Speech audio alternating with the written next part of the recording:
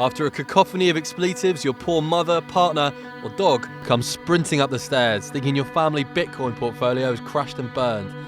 But oh no, this is not a disaster. You've bagged yourself Thierry Henry's icon card. Back of the net. But your loved ones probably aren't going to understand why you've just lost your marbles.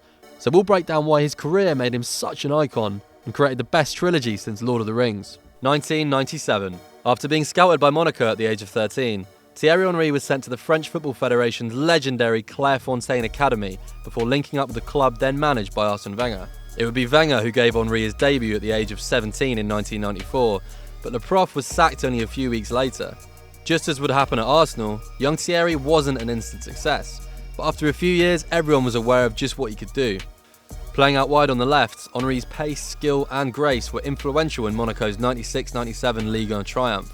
Over the course of 5 seasons at the club, he also won the French Young Footballer of the Year, got his first caps and a World Cup winners' medal, as well as helping his club to the Champions League semi-finals. By now, it was obvious he was destined for greatness. 2002.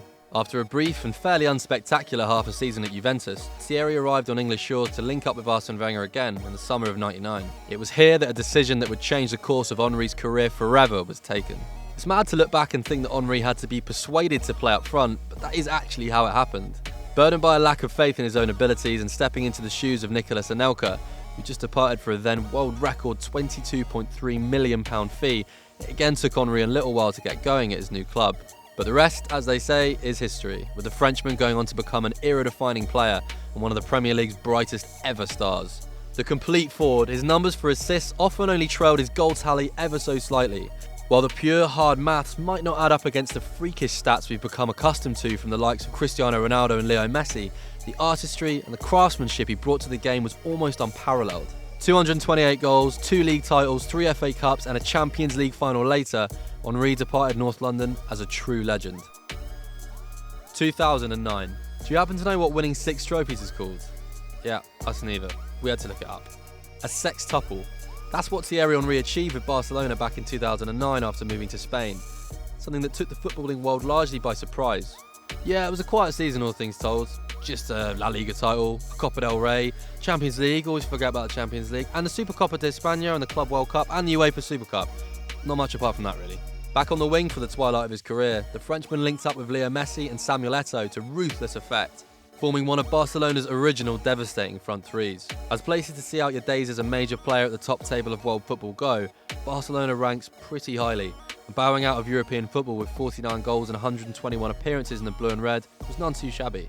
Nobody would claim he was at his peak while playing in Spain, yet the elegance, class and lethal touch he still retained towards the end of his playing days at Barca was typical of a man who lit up stadiums around the globe almost every time he stepped on the pitch. Despite probably ranking just outside the world's very best ever for most people's money, Henry will always be part of the conversation and can lay claim to something less tangible.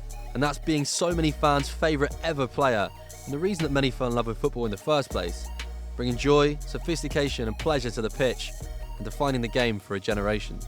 What's your favourite Thierry Henry memory, and which icon should we cover next? Let us know in the comments below, and don't forget to like, share and subscribe to Copper 90.